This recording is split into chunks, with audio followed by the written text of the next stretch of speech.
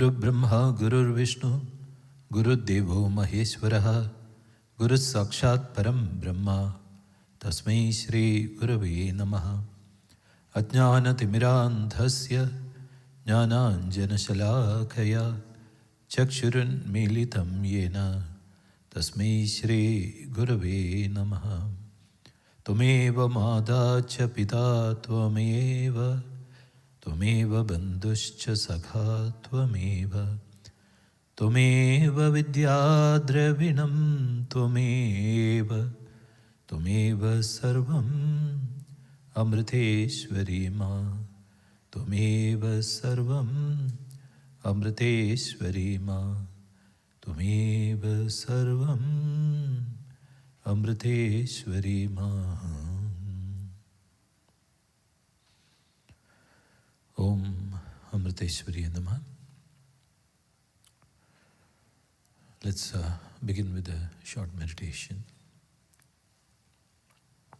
Kindly sit straight and make sure your vertebral column, your spinal column is erect.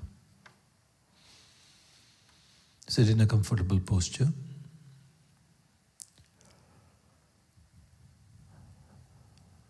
And slowly close your eyes.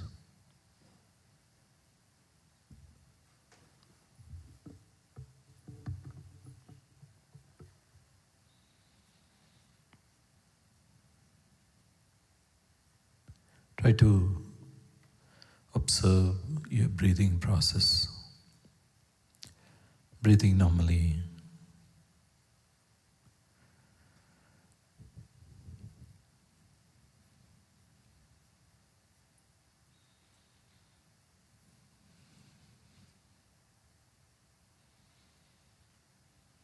And feel the relaxation as you watch the breathing.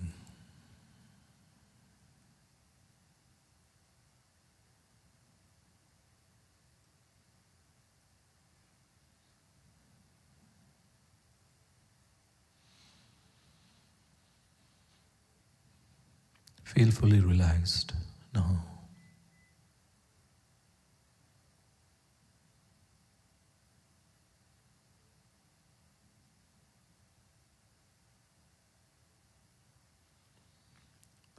Now let's chant Om 3 times.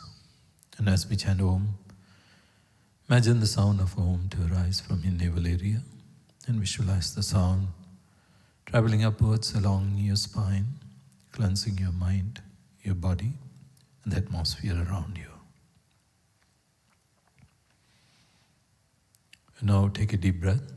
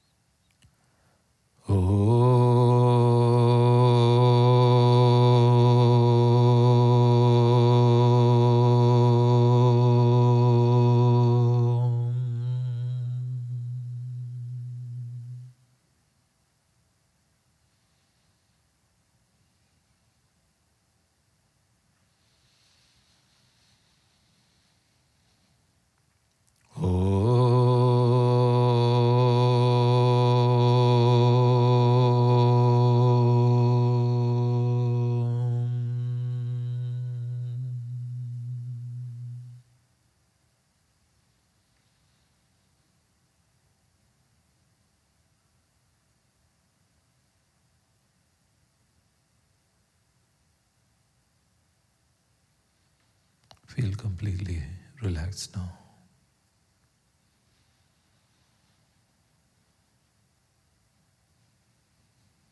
Feel the peace, the silence of the mind.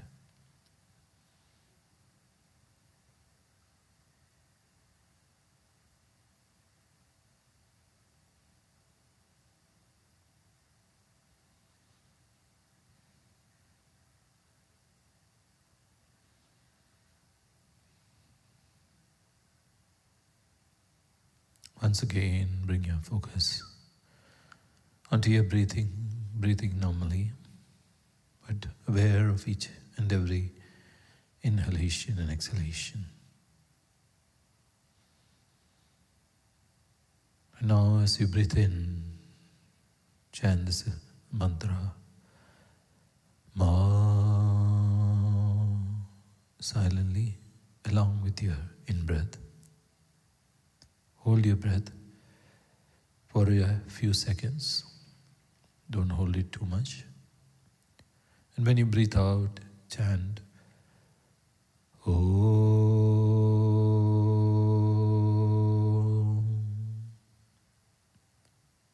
So continue like this. Ma.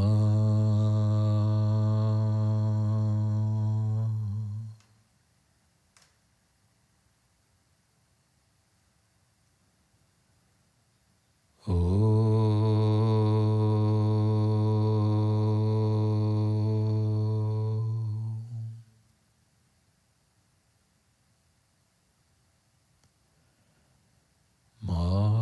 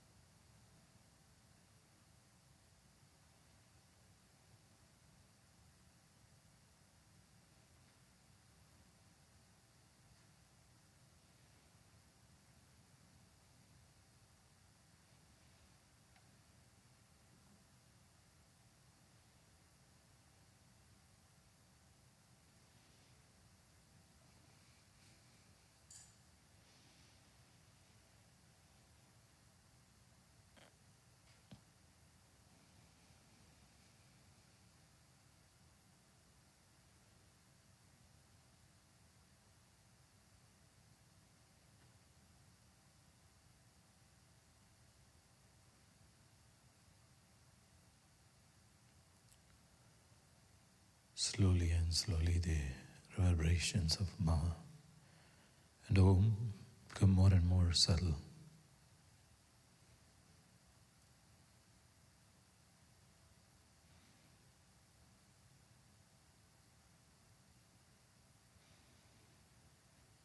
Just feel the vibrations of Ma and Om as you breathe in and out.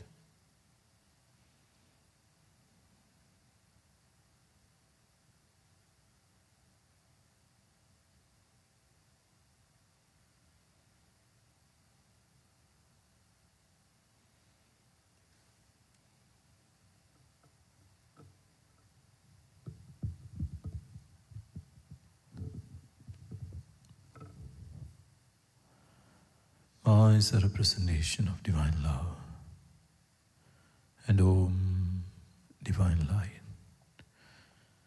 Now imagine your heart being filled with love and light, and the expansion of the heart.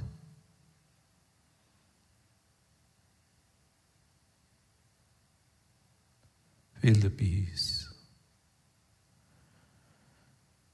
Feel the silence, feel the love and the light.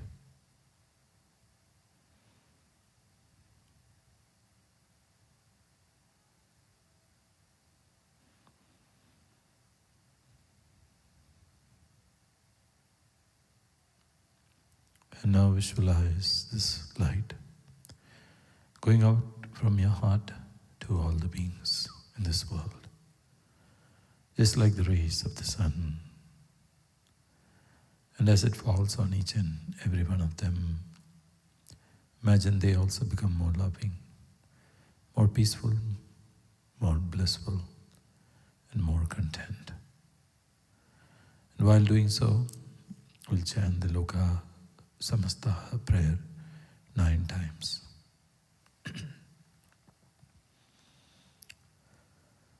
Om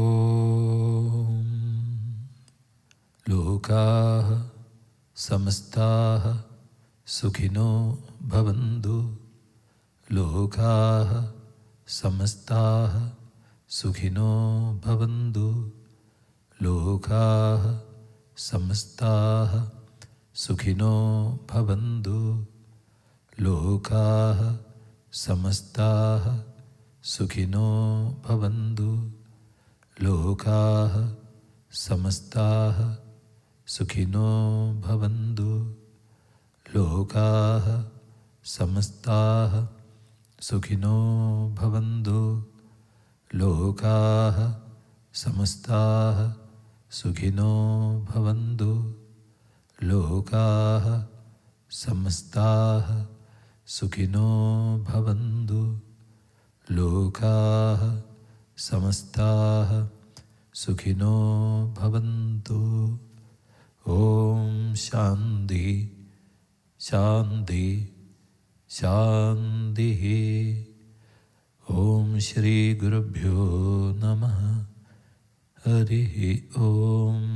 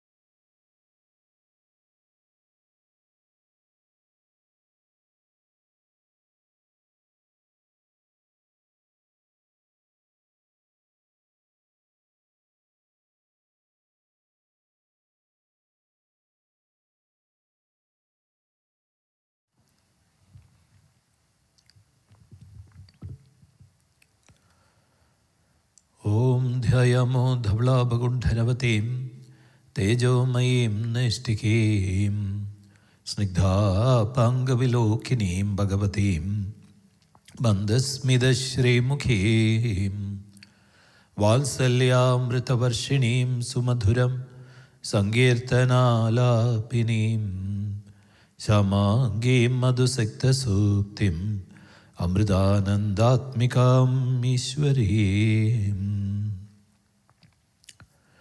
Narayanam Patmabhuvam Vasishtam Shaktim cha Tatputram Parasharam cha Vyasam Shugam Gaudapadam Mahandam Govinda Yogindram Adhasya Shishyam Sri Shankaracharyam Adhasya Patma Padam cha Hastamalakam cha Shishyam tam Todakam Vartiga Karyamanyan Asmad Gurum Sandadamanadosmi Om Amriteshwari Namaha.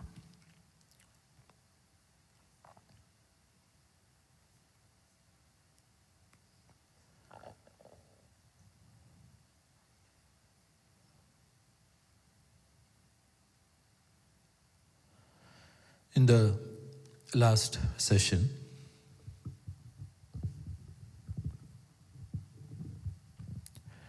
we saw that the Ajamala, who was a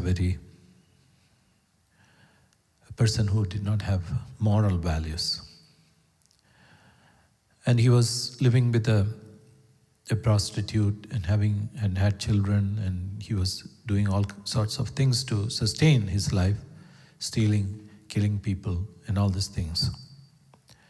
And towards the end of his life, the emissaries of Yama came to take his life away. And when they came, he started shouting for his children, whom he had given different names of the Lord, and especially his youngest son, Narayana, whom he was so attached to. And when he saw that he was being pulled, or his soul was being pulled away from the body, he started shouting, Narayana, Narayana.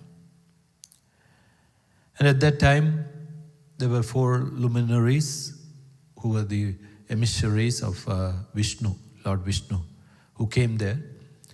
And they told the Yamadutas, or the emissaries of the Yama, that you cannot take him away because he belongs to us. So there was a whole discussion. And they were telling how, what is dharma and what is adharma.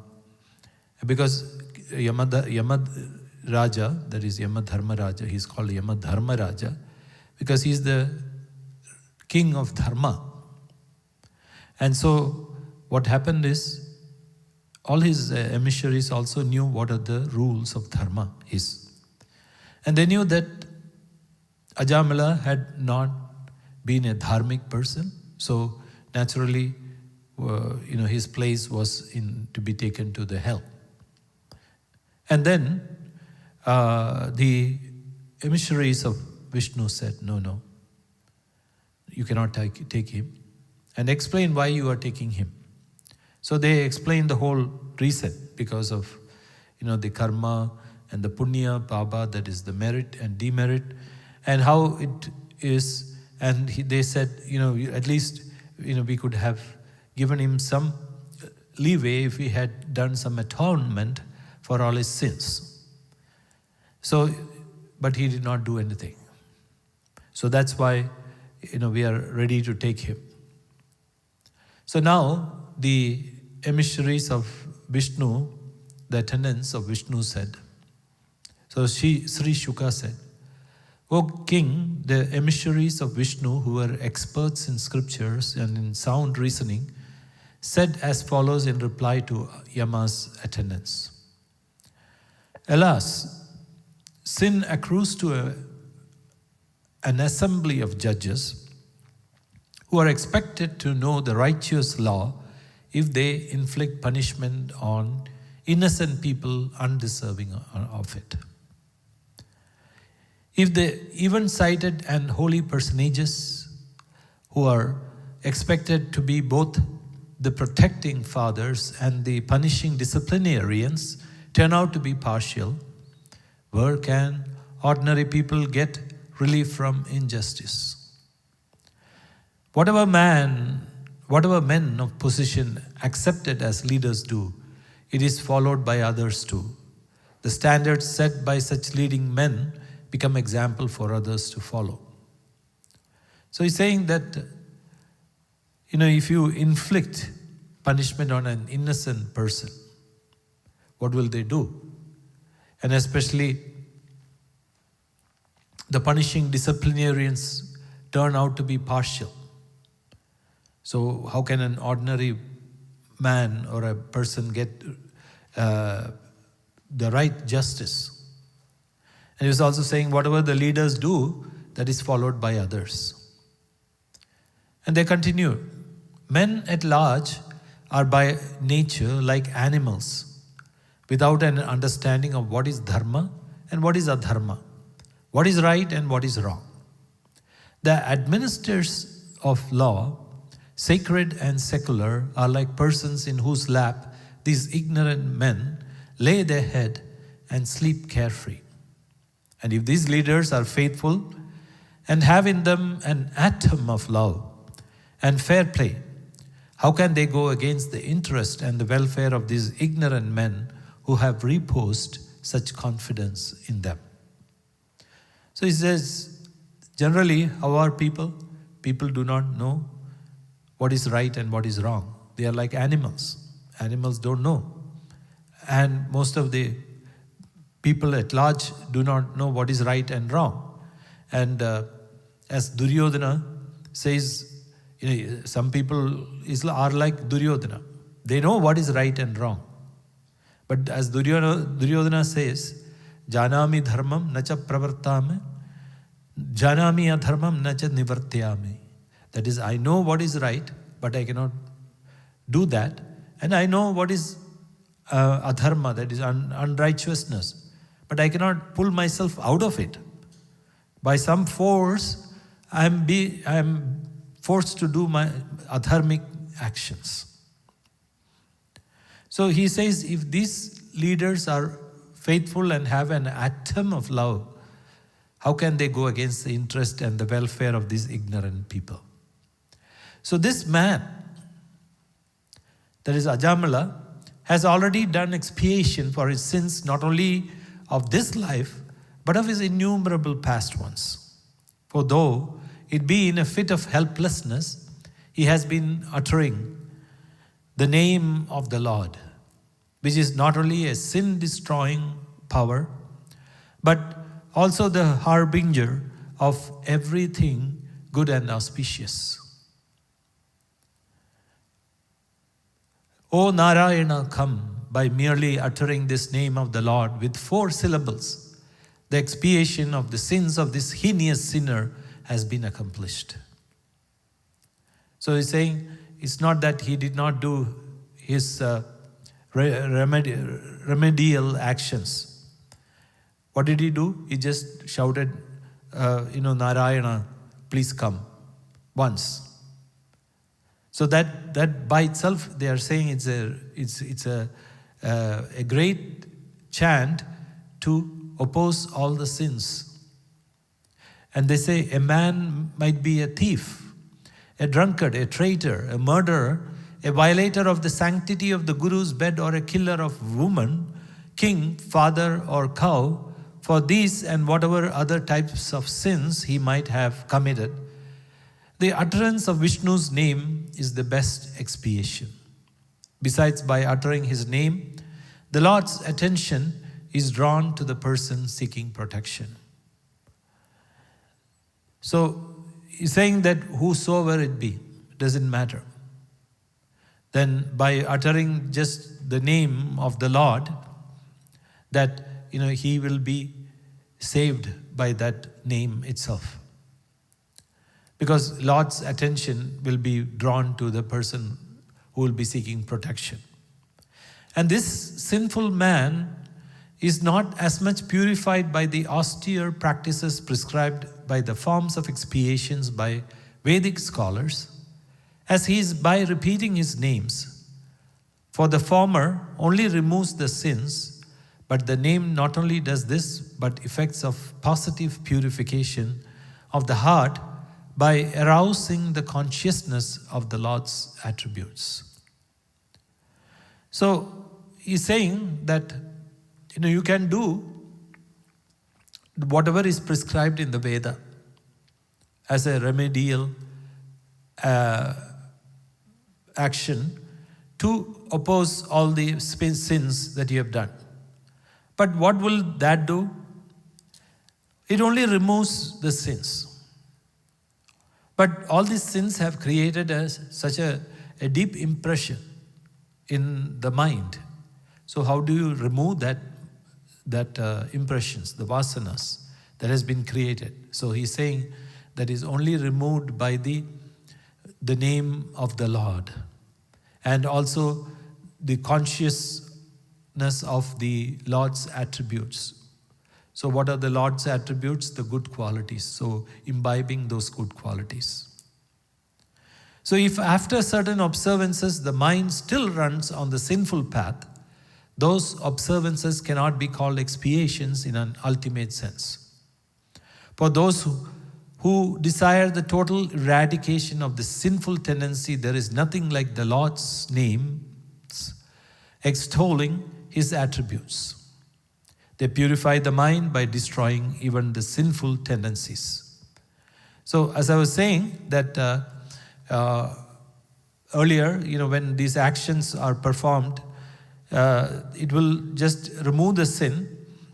And he's saying that the total eradication of the sinful tendency, that is to do more and more karma which is harmful to others, it cannot be removed just by doing these Vedic injunctions. But then they have to purify the mind also, and the mind by the Lord's name is also purified.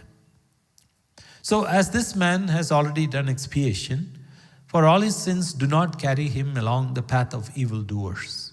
For at the time when death was imminent, he uttered the Lord's name in fullness.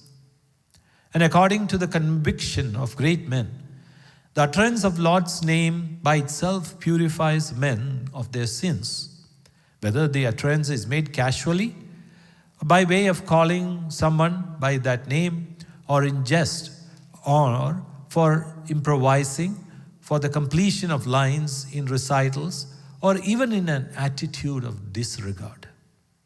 So he's saying, you can call the Lord's name in any way you want. Let it be just calling the Lord casually, or it may be, like a joking manner, they might be calling the Lord's name, or for improvising, or just even with total disregard. And he says, if anyone utters Hari, be it while falling down or stumbling, being wounded, or bitten by snake, in the delirium of fever, or while beaten, he deserves not the tortures of the purgatory. Sages have laid down expiations, easy or severe in nature, according to the lightness or seriousness of sins committed. Austerity, charity, japa, and such other disciplines efface only the effects of sins, but not of the heart, the source from which they spring. Even that source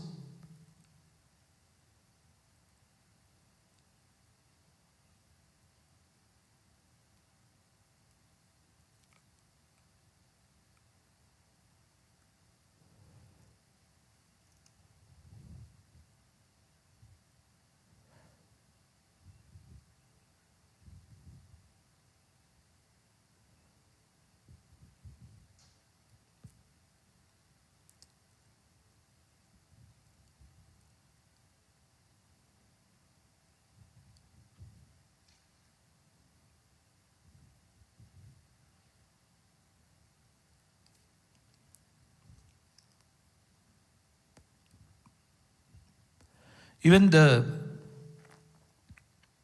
that source, the sinful tendency, is effaced by the service of the Lord's feet. So he's saying that, when you do the Vedic injunctions to remove all the sins, like austerity, charity. And all these things, what does it do? It only removes the effects of the sin. So you will not accrue the effects, but not of the heart. That's where from the mind, which is the source where they spring. So how do you remove that? He says, by the service of the Lord's feet, by the service of the Guru's feet, by the service of to the Guru. That is how these sinful tendencies are removed. So, which is, as we know, as we call it as seva. Right? So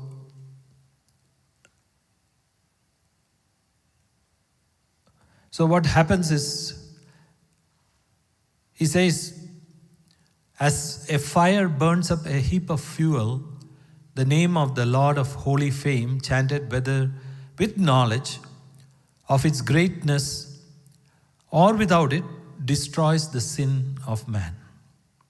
O King, a powerful medicine taken in casually, even casually, benefits a man, though he may be unaware of its potency. The same is the case with a mantra, the Lord's name.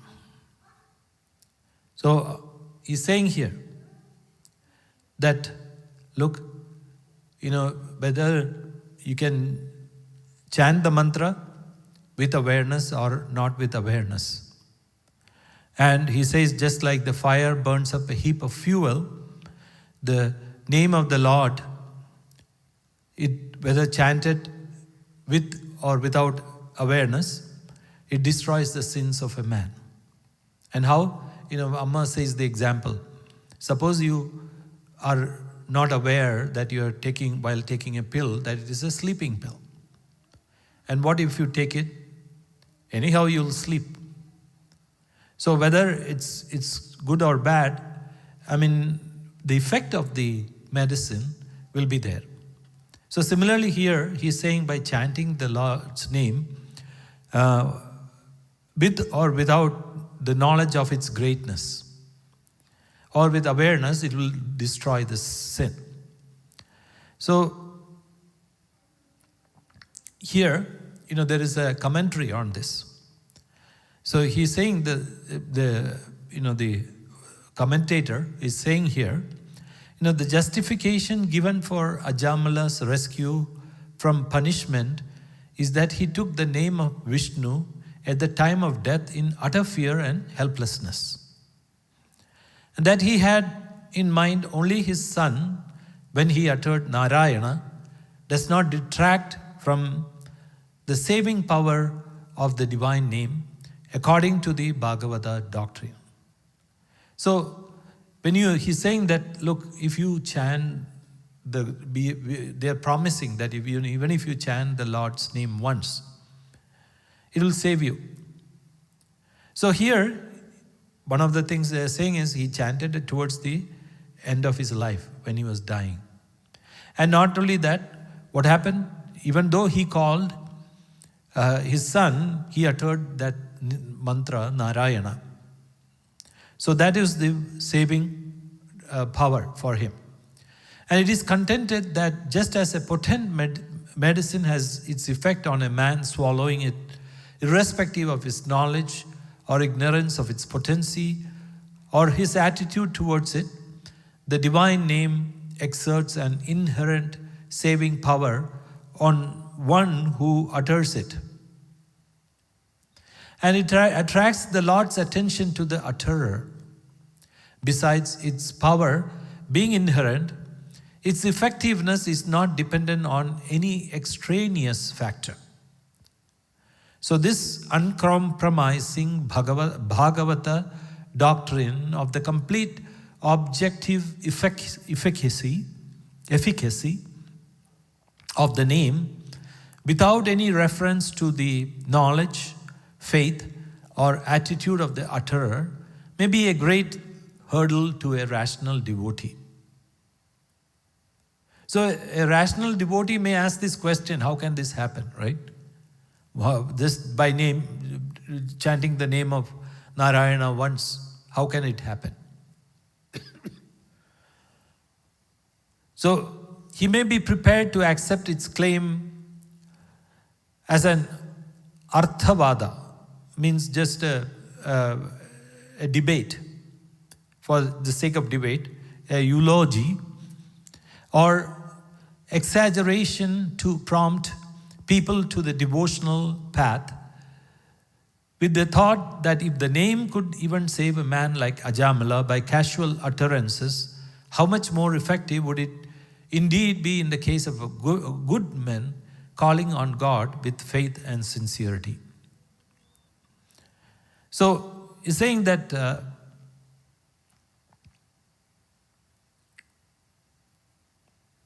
they may accept the claim that if you chant the name once, it might save the man. But what happens? It prompts him to keep calling God's name with faith and sincerity. So that is the whole effect of that.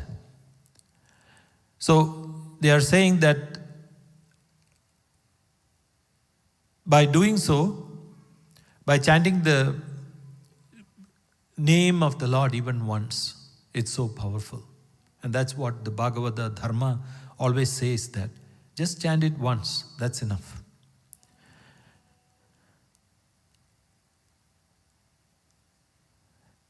And Sri Shuka said, King is calling Parikshit, King, with this firm and unequivocal statement of the law of devotional life, these emissaries of Vishnu released the Brahmana from the noose of Yama's attendants and saved him from death for the time being.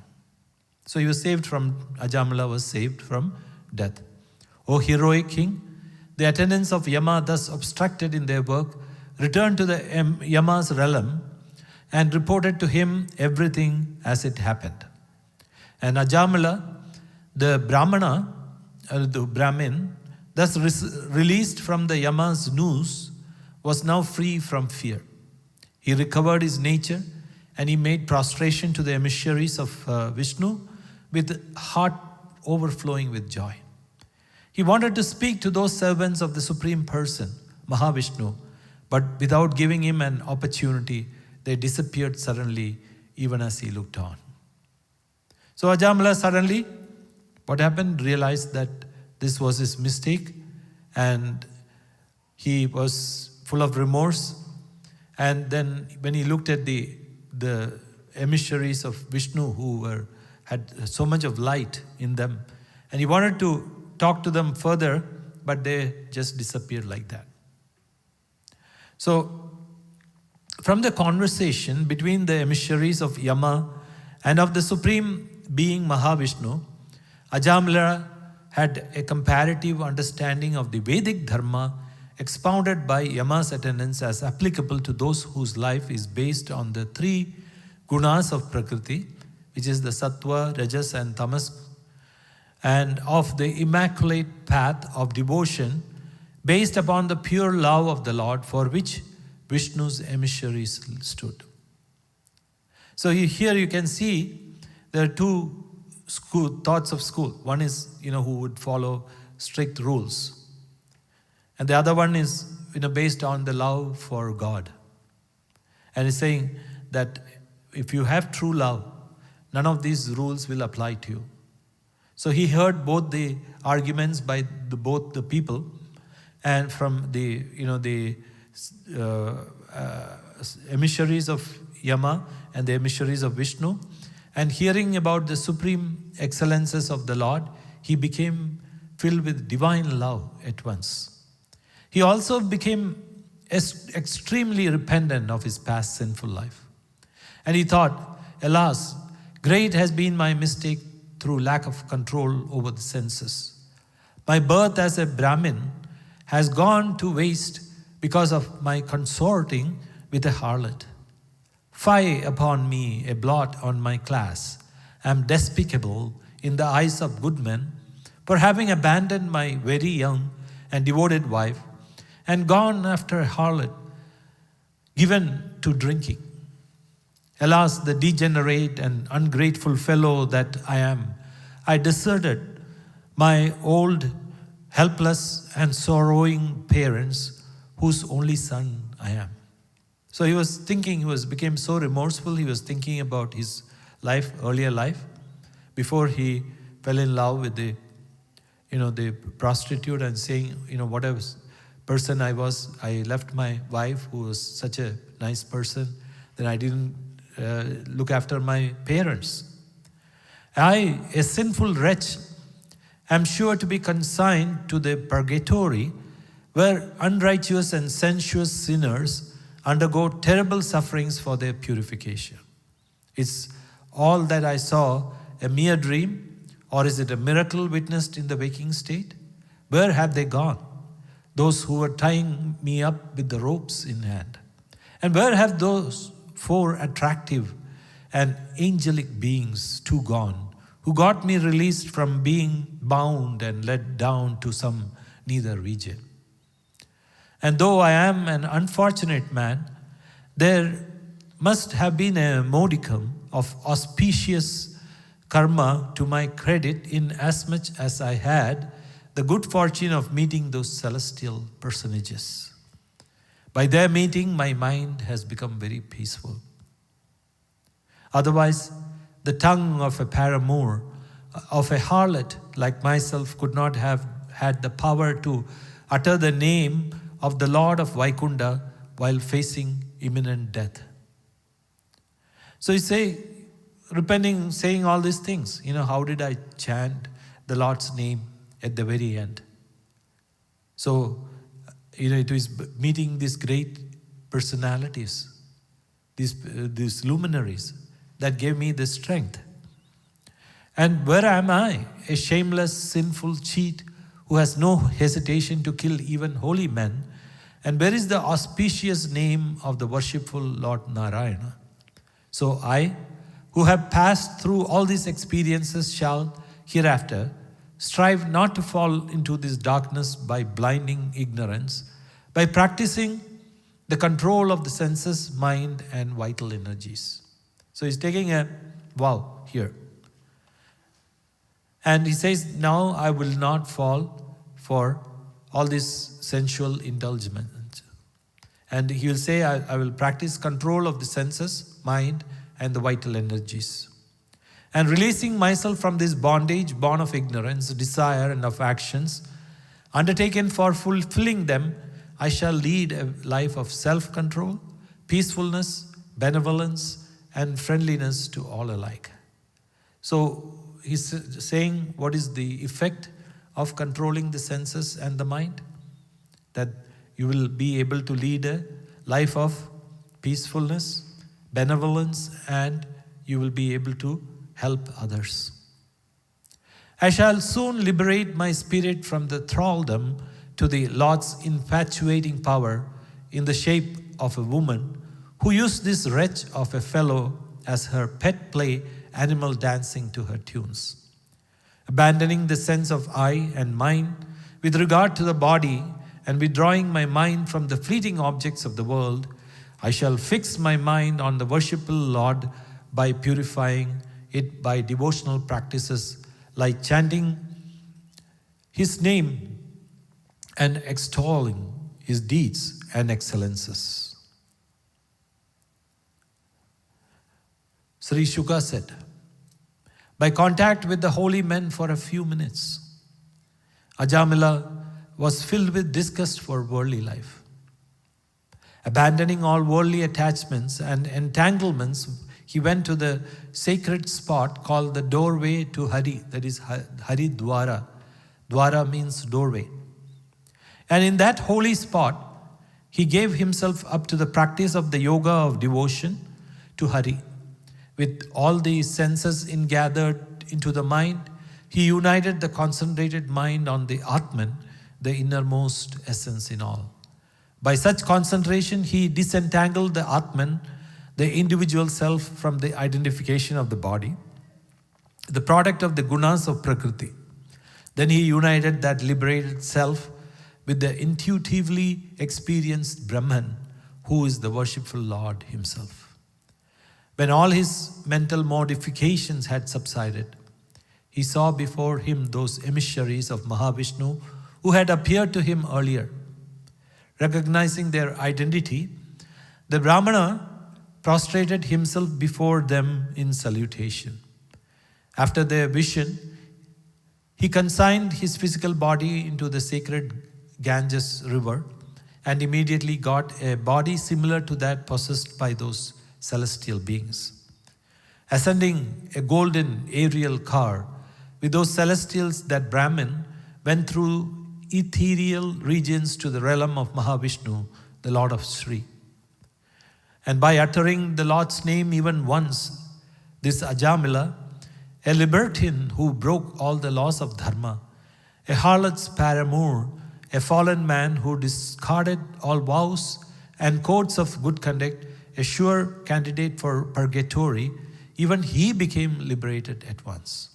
Therefore, for those who aspire liberation, there is nothing so effective as the chanting of the Lord's name for destroying the past bad impressions and the past actions and purifying the mind.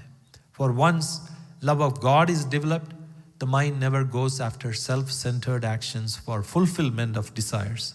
Otherwise, the mind will be contaminated by the qualities of Rajas and Tamas. So he's saying, Ajamila, just by chanting the Lord's name even once, that he attained to such a high level. And there is, of course, there are other reasons why he went there. We'll discuss that later. But he's saying that what happened when he understood what has to be done, and then he went to the Ganges river and gave up his body. And when he gave up his body, he became one of the emissaries and like the luminaries he had met earlier with Mahavishnu, and went with them to the Vishnu Loka. As they say, whoever hears or recites with faith and devotion this traditional account of Ajamila and his redemption noted for his spiritual worth and its sin-effacing capacity, he never will be cast in the purgatory, nor will the attendants of Yama even look at him. Whatever demerits he might have, he will gain a high place in the realm of Vishnu. So how? Through the love for God, the pure love. That's what he's saying. If you have pure love for God, forget the emissaries of death. They won't even touch you. And though Ajamila had called the name of Hari at the time of death, intending to summon his son Narayana, still he attained the realm of Mahavishnu because he uttered the sacred name of the Lord, Narayana. It is then needless to describe the glorious result of uttering the name of Hari with faith and devotion. So why do they say this story? What is the reason? So to chant the name of the Lord. And of course, it's not enough to chant it once. In the commentary, again, the commentator says, this verse indicates that unlike some of its commentators, the Bhagavata is not intolerant of the view that takes this episode as a eulogy, as indicated in the preceding verses, though its sympathy is more with its literalism. It should, however, be carefully noted that the intention of the Bhagavata text in stressing the unqualified holiness of the name is not to encourage wrongdoing in the hope of effecting easy expiation through uttering the divine name afterwards, knowingly or unknowingly. So we have to understand here, why does Bhagavata say this? It is just not because you can do whatever you want to, whatever sinful things you want to, whatever bad things you want to, and then think that in the very end I can just chant God's name and escape. No, you cannot do that. So he says, it is firmly held by the Vaishnava thinkers that nothing can be more unpardonable insult to the name, which is known as insult to the name is Nama Aparadha. And then entertaining such a light attitude towards the name as to consider it as a cheap remedy available at one's choice and to sin in anticipation. So the Vaishnavas, say that, if you do like that, if you just chant the name, you think that, you can chant the name and then get out from all the karmas, then it is an unpardonable insult to the name of the Lord. And remembrance of God's name at death takes place only in case of men whose life have had a devotional trend. So Amma also says this, right? And I was explaining to you the last time when you were saying that when just the opposite, where this businessman who was doing all kind of shenanigans died, and he had named his children different names of the Lord, and then he was calling all of them, and when they came, then he asked this question, who's there in the shop now? So, and then he died like that, thinking about the business. So if you think that, they're saying that if you think that this can be done like that, this is an unpardonable sin. So don't take the name of the Lord very lightly. And if you do it with love. And even just saying, you can repeat it again and again, even without proper knowledge, but you do it with that faith and devotion. Or Ajamalas is an exceptional case, probably an instance of divine grace. It also highlights the unqualified greatness of the name, even in a purely objective sense. In pure grace, there can be no law or regulatory principle as in justice. Or as is stated by Ajamla himself, in a later verse, his good deeds of a previous birth might have caused this unexpected good fortunes. So, when you think about pure love, or we can say that grace of God. If you ask this question, how do you get the grace of God? Do you get the grace by doing good things? Then you are just getting the result of your karma, isn't it? By doing good karma, you're getting a result.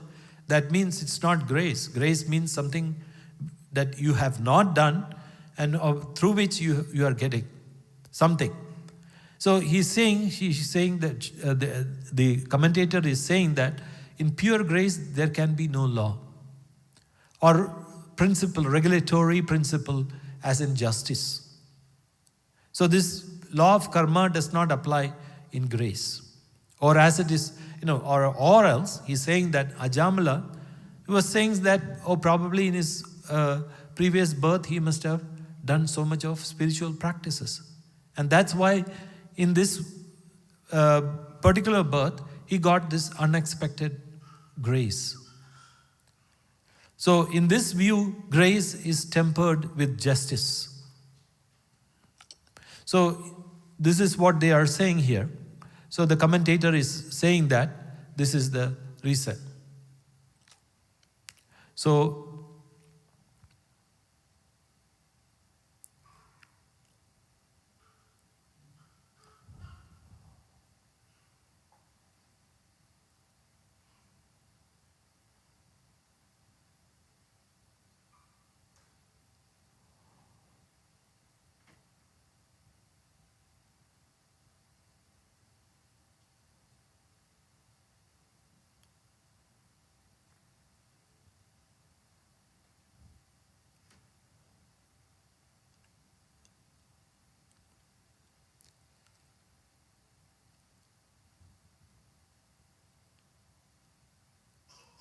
the commentator is also saying, in these two verses, the Bhagavata seems to prefer the acceptance of the power of the name as such.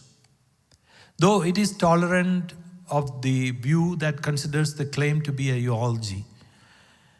But it has to eulogy, right? Eulogy, right? Eulogy.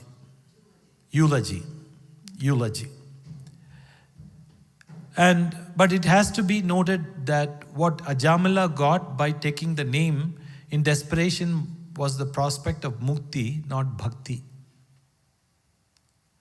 So he actually got liberated. So in that sense. So, but he did not get Bhakti, that is devotion. So he's saying that you might get Mukti, that is liberation, but you will not get Bhakti. Why? Because Bhakti is the highest.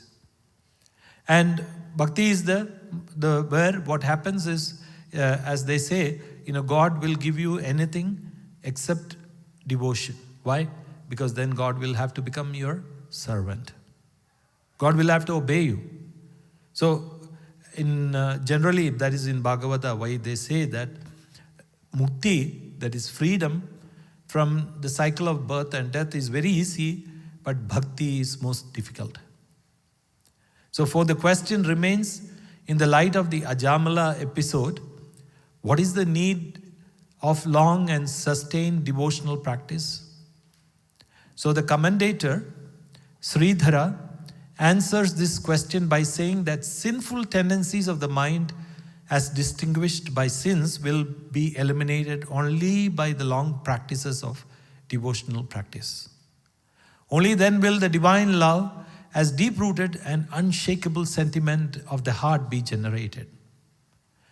And so, he's saying that by doing all this, as I was saying, Vedic rituals, it will take away the effects, but it won't take away the effect of the all the things that has been accumulated in the mind. So what do you need to do? So it is only those sinful tendencies, that the vasanas will be removed only by long practice of devotional disciplines. And only then will divine love as deep-rooted and unshakable sentiment of the heart will be generated. And according to the Bhakti Shastra, that is the science of Bhakti, Mukti or liberation is not the highest gift of God to man. So liberation is not the highest gift that God gives, but Bhakti is the highest gift. It is therefore called the fifth Purushartha, so which is end to be realized. So the four Purusharthas, Dharma, Artha, Kama and Moksha, those are the four Purusharthas, they are called. Dharma is righteousness, Artha, wealth. It can also means spiritual wealth. Kama, that is desires, and Moksha, liberation. So they're saying these are the four Purushartha, but what is the fifth one? Fifth one is Bhakti or devotion. And in another verse, the Lord says that He gives Mukti to some, but Bhakti very rarely. The superiority of Bhakti over Mukti is emphasized in several places in this text. It is said that merely by dying at Kashi, that is, Kashi means in Benares, one obtains Mukti. So also Mukti may be had by uttering the divine name at the time of death. So you can get liberation by chanting the Lord's name or going to the Benares, the Kashi, where if you die in Kashi, that is the belief. That if you die in Kashi, you'll get liberated. So, Amma always says this story of this people who go, when they are old, they think that it is so easy to get liberated because once they go to Kashi, that is Benares, and if they die there, then they will get liberation. So why do all these spiritual practices? But what happens when they are in Kashi, suddenly they get a phone call or a thought, my grandchild is sick, or my son or daughter is having problems, so they go to visit their daughter or their grandson, and then they die there. So it doesn't happen just like that. So he's saying that freedom can be obtained that is liberation, can be obtained by chanting the name or going to Benares or Kashi. But it is said that merely by dying at Kashi one obtains mukti. And so, but bhakti is generated only through constant practice of devotional disciplines and the attainment thereby of not merely expiation from sin, but the effacement of sinful tendency itself. So how is bhakti or devotion obtained? So only when you purify your mind. When the mind becomes so pure, then only you can get bhakti, devotion. Even if there is a trace of that sinful tendencies in your mind, you won't get bhakti, devotion. So that's why they say a bhakta is much greater than a person who seeks liberation. So why is the gopis extolled as one of the greatest devotees of Lord Krishna? Because all the other devotees came for asking for so many things, including liberation, but the gopis did not want anything. What do they want from Lord Krishna? They just wanted devotion. They had so much of devotion. And they did not even care for liberation. They didn't ask for liberation. So they're saying that once you have such a pure mind. So earlier on also we saw in Bhagavatam that once you have a pure mind, then there is no question of asking for liberation. You won't even go and ask to Amma for liberation. The only thing what will you ask? Give me bhakti. Give me devotion to you. Eternal devotion. And once you get that, that's what Amma says.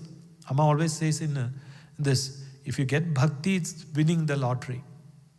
Then liberation follows you like a dog. You don't have to even worry about liberation.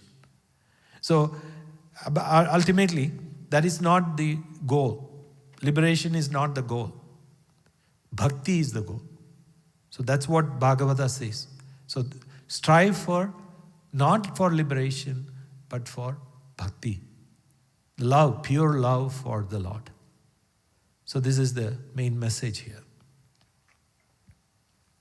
We'll end here for today and then we'll look at it in the next class. Om Amriteshwariye Namah.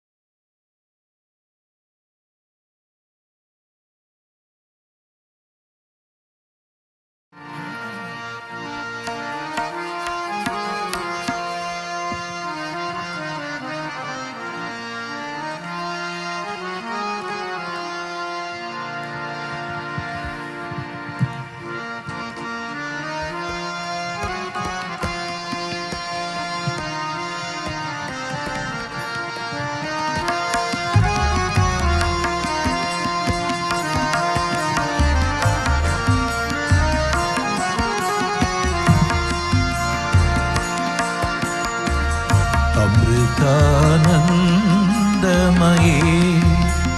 जननी अमृतानन्दमयी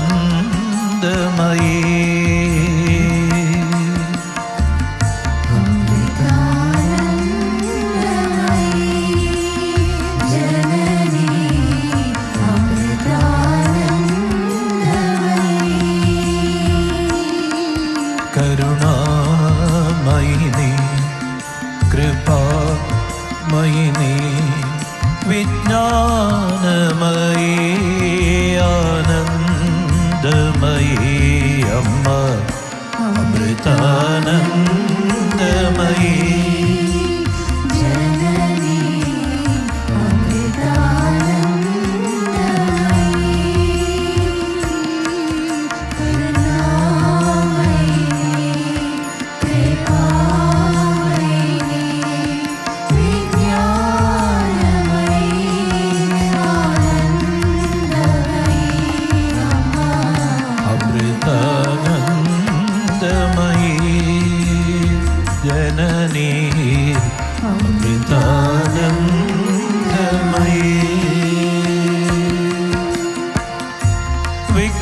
विघ्नविनाशिनी विनायक जननी दिव्यमयी अम्मा विद्यामयी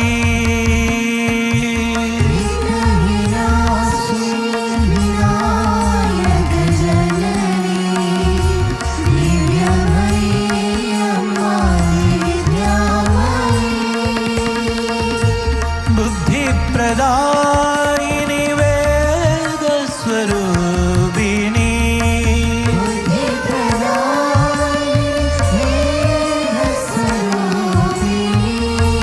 बोधमयी अम्मा सच्चिन्मयी अम्मा अमृतानन्दमयी जननी अमृता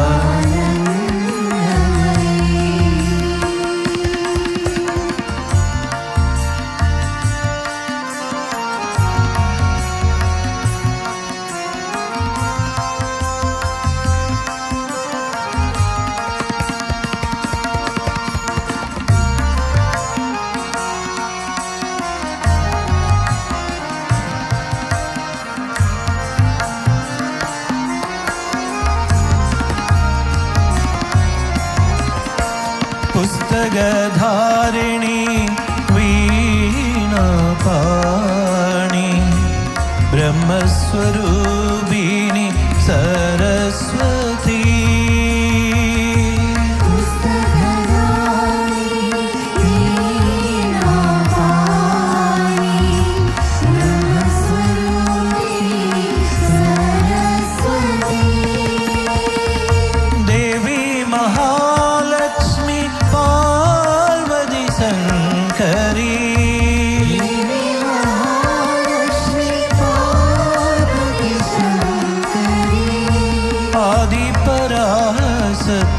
जगदम्बिके अम्मा अमृतानन्दमयी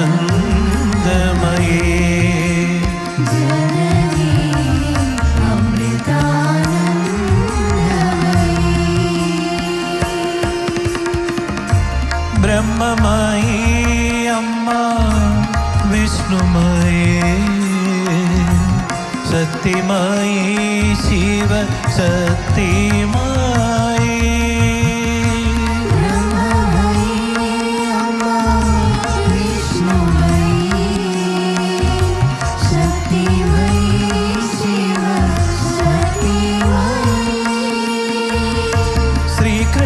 भावमाय पराशक्ति भावमाय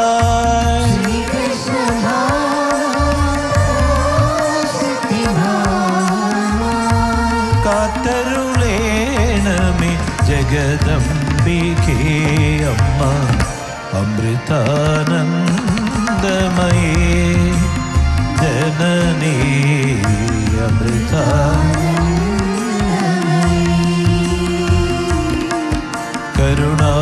करुणामयिनी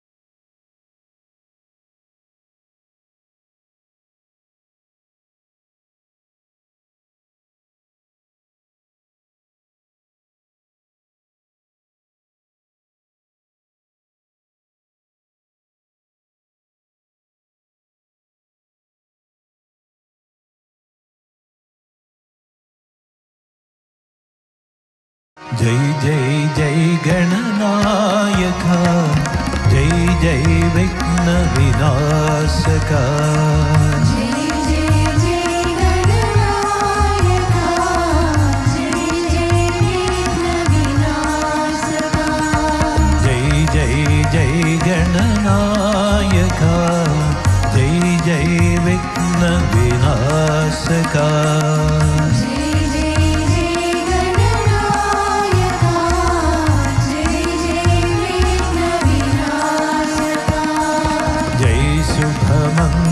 मंगलदायका, विद्या बुद्धि प्रदायका। जय शुभ मंगलदायका, विद्या बुद्धि प्रदायका। जय शुभ मंगलदायका, विद्या बुद्धि प्रदायका।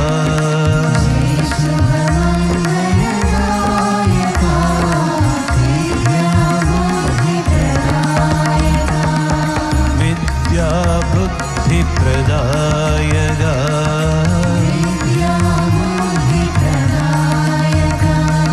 जय शुभ मंगलदायका, विद्या बुद्धि प्रदायका।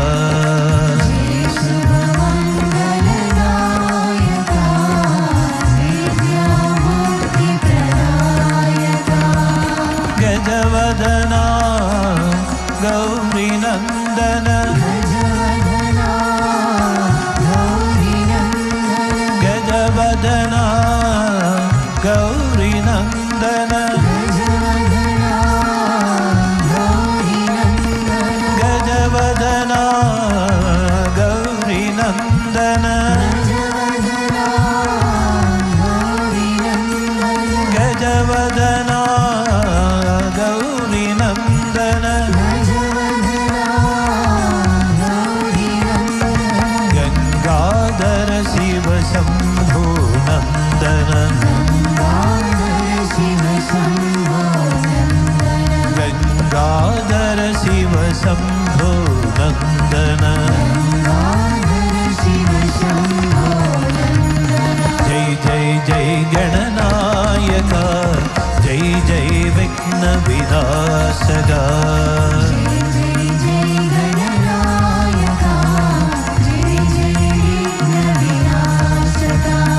जय जय जय गणनायका, जय जय विघ्न विनाशका।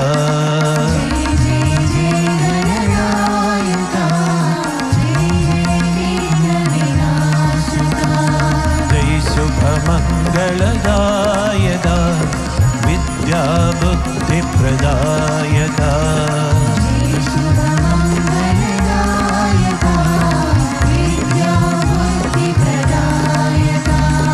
विद्या बुद्धि प्रदायका,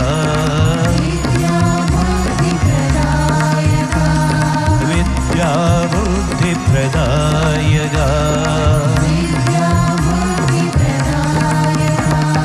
गजवदना गौरी नंदन, गजवदना गौरी नंदन, गजवदना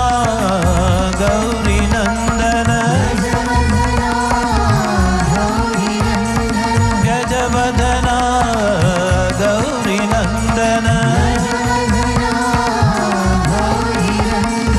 गंगाधर शिव शंभो नंदन, गंगाधर शिव शंभो नंदन, गंगाधर शिव शंभो नंदन। जय जय जय गणनायका, जय जय विघ्न विनाशका।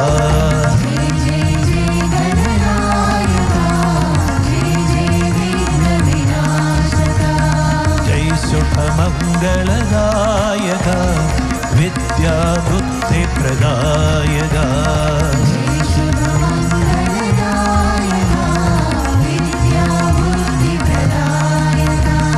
विद्या बुद्धि प्रदायका।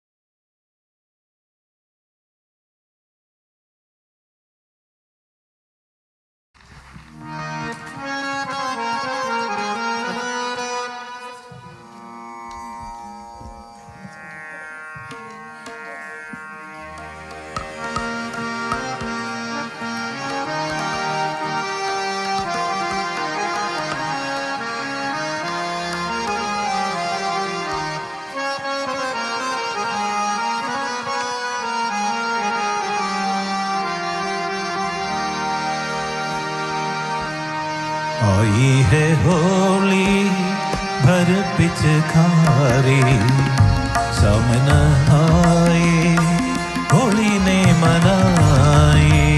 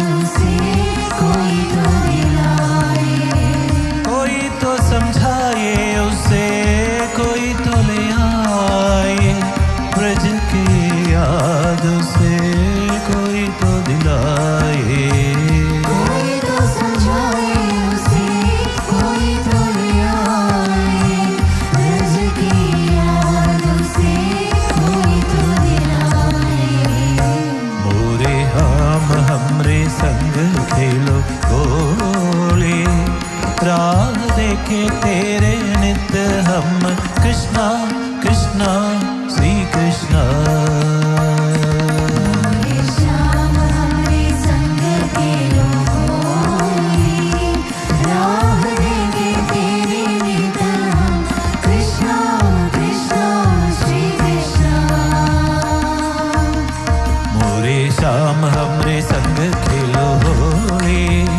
राह देखे तेरे नित हम कृष्णा कृष्णा श्री कृष्णा। पूरे शाम हमारे संग के लोरी, राह देखे तेरे नित हम कृष्णा कृष्णा श्री कृष्णा। पूरे शाम हमरे संग खेलो होली, राह देखे तेरे नित हम कृष्णा कृष्णा श्री कृष्णा। पूरे शाम हमारे संग के लोरी, राह देखे तेरे नित हम कृष्णा कृष्णा श्री कृष्णा। कृष्णा कृष्णा श्री कृष्णा। कृष्णा कृष्णा श्री कृष्णा। कृष्णा कृष्णा श्री कृष्णा। कृष्णा कृष्णा श्री कृष्णा।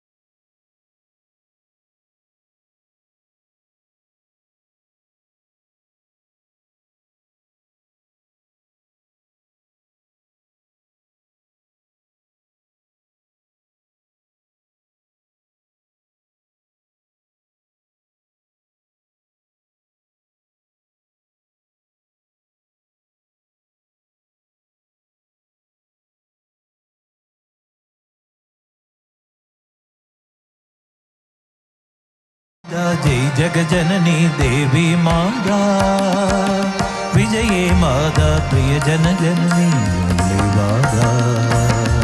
जय जय माता जय जग जननी देवी माता, विजय माता प्रिय जन पालिनी विमले माता। जय जय माता जय जग जननी देवी माता, विजये माता प्रिय जन पालिनी विमले माता। जय जय माता जय जग जननी देवी माता, विजय माता प्रिय जन पालिनी विमले माता। विजये माता प्रिय जन पालिनी विमले माता। विजय माता प्रिय जन पालिनी विमले माता। वीणा पाणी विद्यादायिनी सरस्वती माता, जननी जय जय जगदोद्धारिणी जय जय माता।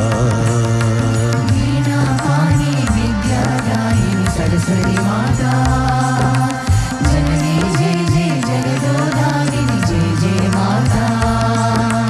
वीणा पाणी विद्यादायिनी सरस्वती माता, जननी जय जय जगदोद्धारिणी जय जय माता।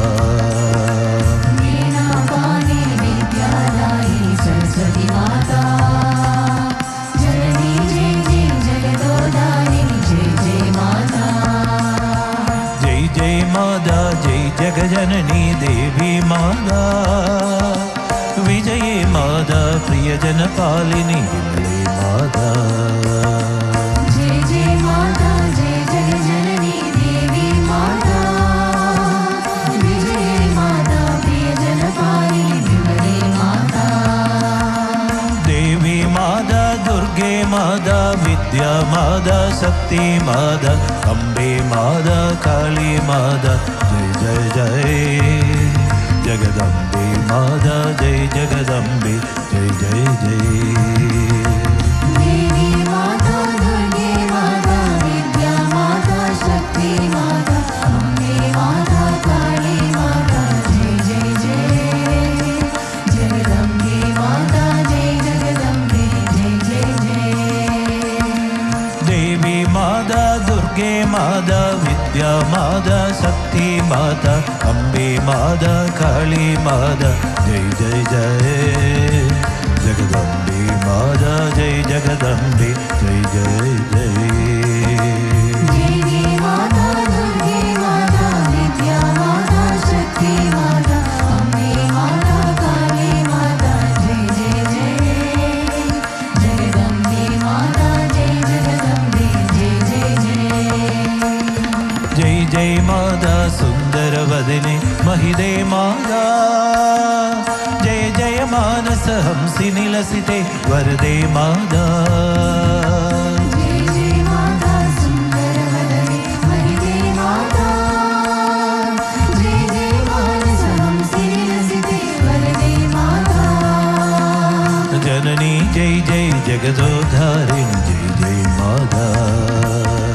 जननी जय जय जगदोधारिणी जय जय माता देवी माता दुर्गे माता विद्या माता शक्ति माता अम्बे माता काली माता जय जय जय जगदम्बे माता जय जगदम्बे जय जय जय देवी माता दुर्गे माता विद्या माता शक्ति माता अम्बे माता काली माता जय जय जय जगदम्बे माता जय जगदम्बे जय जय जय जय जय माता हिमगिरि तनये पार्वती माता जय जय हृदय निवासिनी श्रीमयी शुभदे माता जय जय माता हिमगिरि तनये पार्वती माता जय जय हृदय निवासिनी श्रीमयी शुभदे माता जननी जय जय जगदोधारिणी जय जय माता जननी जय जय जगदोधारिणी जय जय माता देवी माता दुर्गे माता विद्या माता शक्ति माता अम्बे माता काली माता जय जय जय जगदम्बे माता जय जगदम्बे जय जय जय देवी माता दुर्गे माता विद्या माता शक्ति माता अम्बे माता काली माता जय जय जय जगदम्बे माता जय जगदम्बे जय जय जय देवी माता दुर्गे माता विद्या माता शक्ति माता अम्बे माता काली माता जय जय जय जगदम्बे माता जय जगदम्बे जय जय जय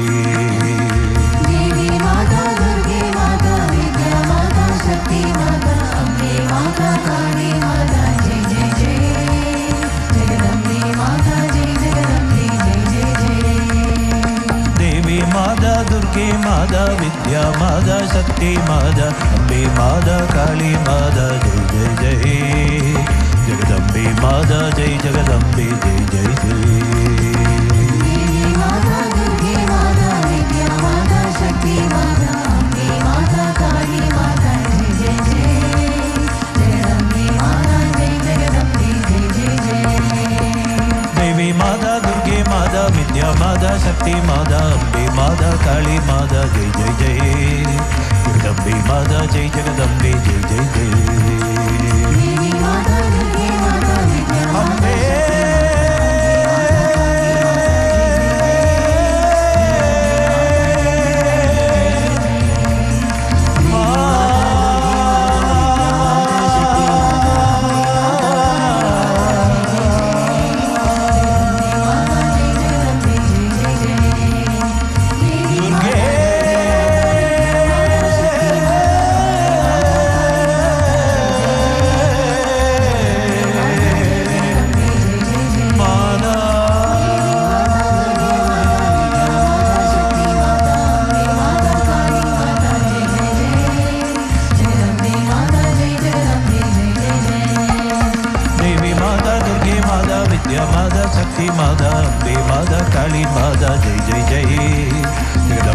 अम्बे जगदम्बे जय जय जय। देवी माता दुर्गे माता विद्या माता शक्ति माता अम्बे माता काली माता जय जय जय।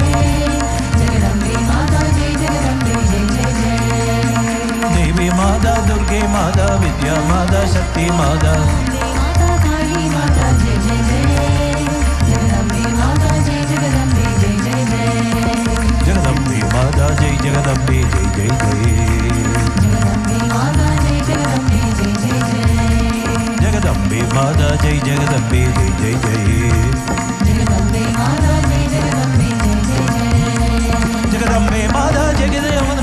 जय जय जगदम्बे माता जय जगदम्बे जय जय जय जगदम्बे माता जय जगदम्बे जय जय जय जगदम्बे माता जय जगदम्बे जय जय जय जगदम्बे माता जय जगदम्बे जय जय जय जगदम्बे माता जय जगदम्बे जय जय जय जगदम्बे माता जय जगदम्बे जय जय जय जगदम्बे माता जय जगदम्बे जय जय जय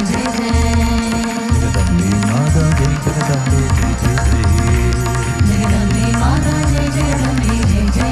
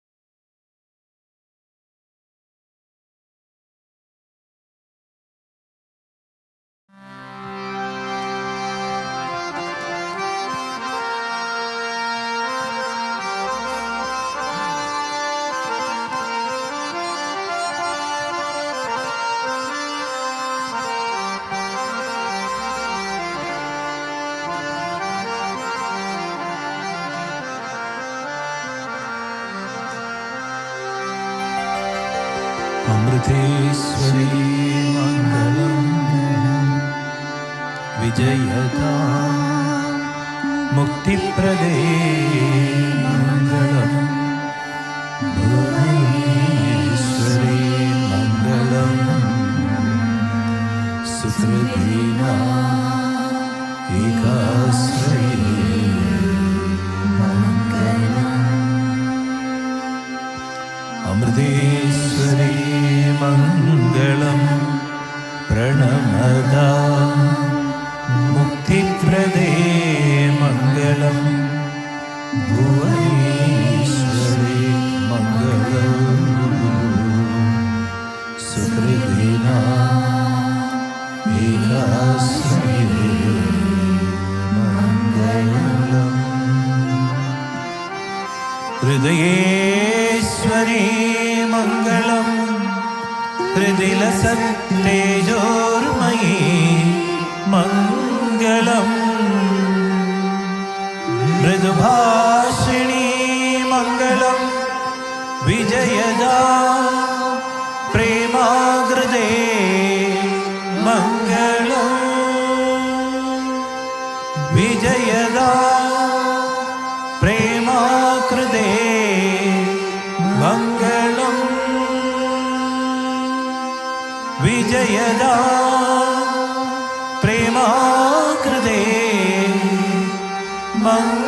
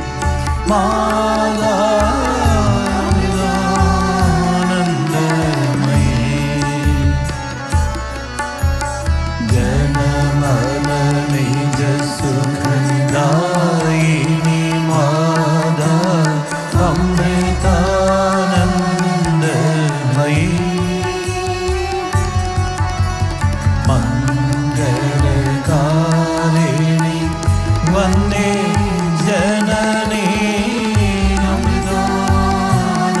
अमृतानन्दमयी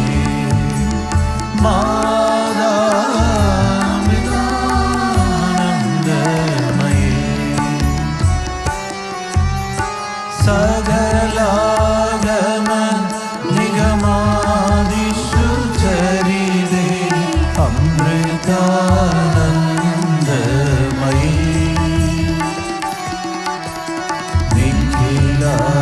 निखिलमयहर जननी वन्दे अमृतानन्दमयी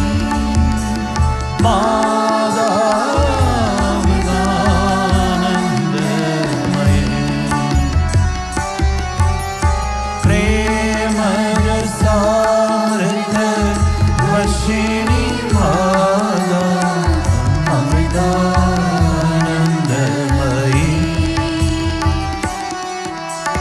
प्रेम भक्ति संदायिनी मादा अमृतानन्दमयी माता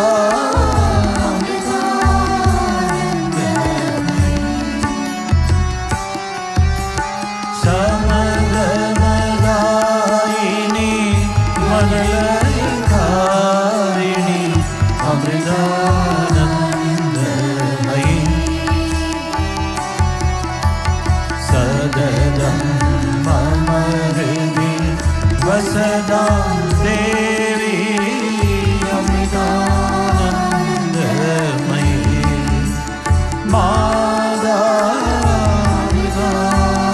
मादामृतानन्दमयी पतिदोद्धार निरन्तर हृदये अमृतानन्दमयी परमहंस पदनिलये देवी अमृतानन्दमयी मादा अमृतानन्दमयी हे जननी जनि मरण निवारिणी अमृतानन्दमयी हे सृजन परिपालिनी जयदा अमृतानन्दमयी मादा अमृतानन्दमयी सुरजन पूजित जय जगदम्बा अमृतानन्दमयी सहज समाधिषु धन्ये देवी अमृतानन्दमयी मादा अमृतानन्दमयी मादा अमृतानन्दमयी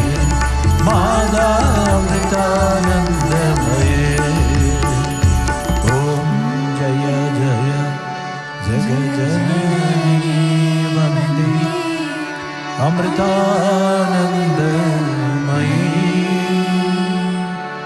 मंगल आरती माधव भवानी अमृतानन्दमयी मादा अमृतानन्दमयी माता अमृतानन्दमयी जय बोलो सद्गुरु माता अमृतानंदमयी देवी की